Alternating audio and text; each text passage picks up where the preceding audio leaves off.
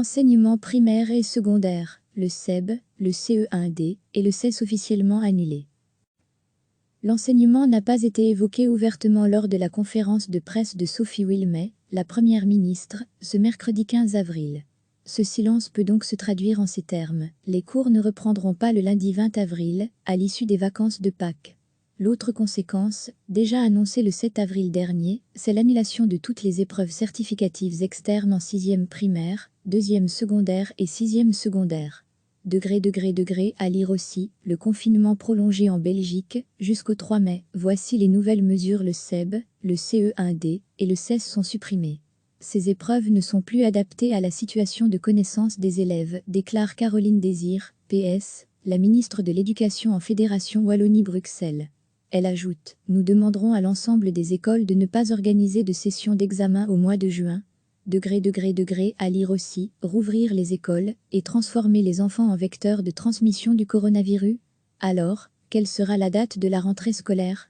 Quelque chose se produira avec les écoles au mois de mai. À quel moment, on ne le sait pas encore.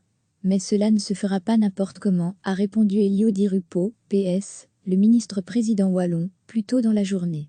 Cela se fera-t-il le lundi 11, le 18 ou le 25 mai? Il est trop tôt pour le dire.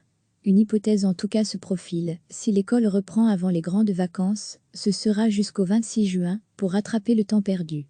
Reste à fixer les modalités de la reprise.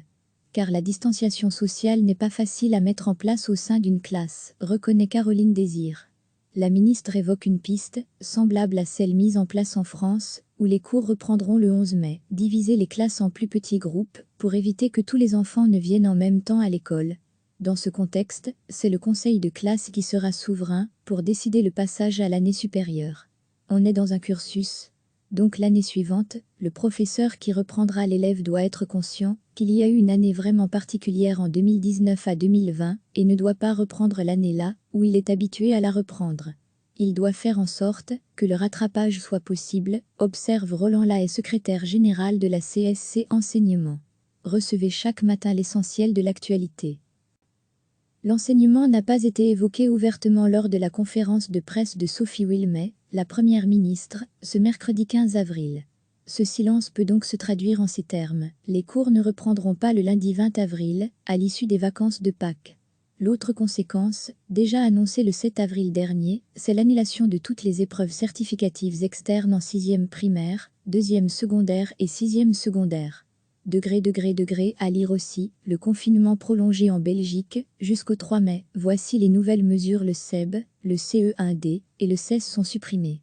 Ces épreuves ne sont plus adaptées à la situation de connaissance des élèves, déclare Caroline Désir, PS, la ministre de l'Éducation en Fédération Wallonie-Bruxelles. Elle ajoute « Nous demanderons à l'ensemble des écoles de ne pas organiser de session d'examen au mois de juin. Degré à lire aussi, rouvrir les écoles et transformer les enfants en vecteurs de transmission du coronavirus. Alors, quelle sera la date de la rentrée scolaire? Quelque chose se produira avec les écoles au mois de mai. À quel moment, on ne le sait pas encore. Mais cela ne se fera pas n'importe comment, a répondu Elio Di Rupo, PS, le ministre-président wallon, plus tôt dans la journée. Cela se fera-t-il le lundi 11, le 18 ou le 25 mai? Il est trop tôt pour le dire. Une hypothèse en tout cas se profile, si l'école reprend avant les grandes vacances, ce sera jusqu'au 26 juin, pour rattraper le temps perdu. Reste à fixer les modalités de la reprise.